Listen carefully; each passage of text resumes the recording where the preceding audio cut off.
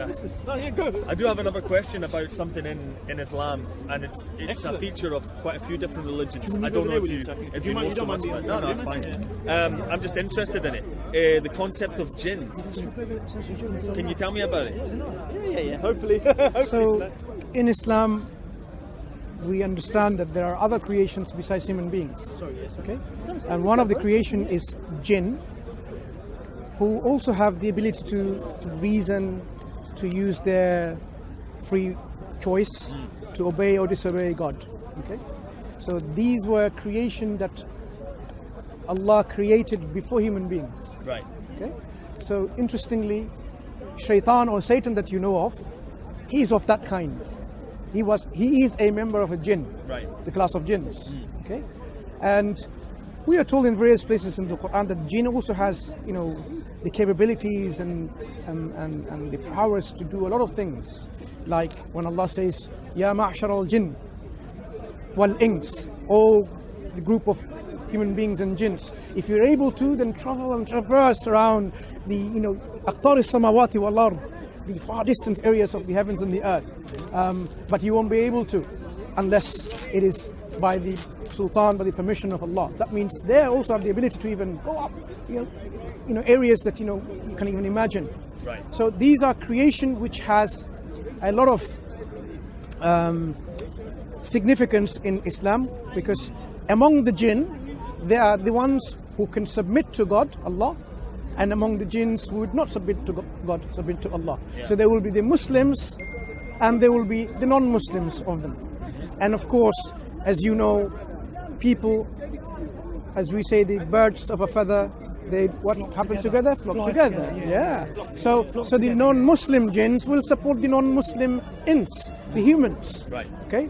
And you'll find the Muslim jinns praying, and if they want to support the Muslims, if they want to, yeah. So there will be this kind of things that's going around in terms of the reality. So often people see things that they think is quite weird and paranormal, right? They can't explain it by natural scientific explanation. Yeah. It's most likely the works of a jinn, which people can't see and capture in a camera, for example. Yeah. Okay. Yeah. So jinns are a creation that were created before the human beings. And when Allah was creating or disclosing the information to the angels that I'm about to create human, yeah, as a vicegerent on earth, and they said, are you going to create someone that's going to create a lot of mischief and bloodshed on earth? How did they know this? So our understanding is they knew this from the experiences they have with the jinns, who also had this free will, that they committed a lot of this mischief on this world. Right. Okay. Interesting. So just some more questions. I don't know if you'll know or whatever, but are jinn considered the same thing as demons, like in I suppose English? So if you have a bad jinn acting badly, misbehaving, then people will say this is like a demon, works of a demon, right? Right. Because this is what they will manifest as. So a bad jinn, if he does something evil, then people may associate this with like, oh, the acts of a demon. Yeah. Right. Yeah. Okay. In other mythologies or other belief systems, it could well be that it's actually the jinns, the bad ones, right, who is operating and doing all these things, and people consider them to be evil demons. Yeah. Right. So how is the form of them described? Like, do they have a physical form? They're not made like human flesh. They have their own materials of creation. Yeah. So we are told they're created from smokeless fire. Yeah, that, yeah. So their composition is different. But they can, if they want to, they can impersonate a particular form and appear to someone. So this is something that human beings cannot do. See, interesting. Are there any accounts, I suppose, in Islamic history of encounters with people possessed by jinn or whatever? You know what I mean? Lots of information and lots of encounters. People often say that they can bring a jinn along, and you can see.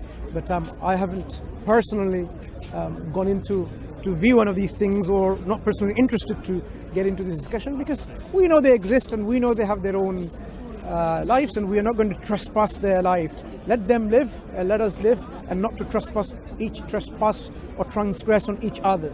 Yeah. So they need to continue and behave and believe correctly, and we need to do our own belief and actions.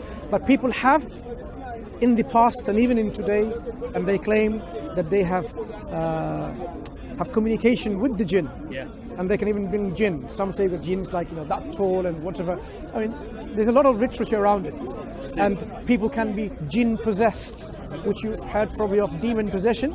So jinn can possess another human being, take over the body and make people act differently, and we can do what we call the ruqya, or what's the English word for it? It's I don't remember. Some kind of exorcism, right? But it's not the same. Yeah. So you can actually take the jinn out of your position.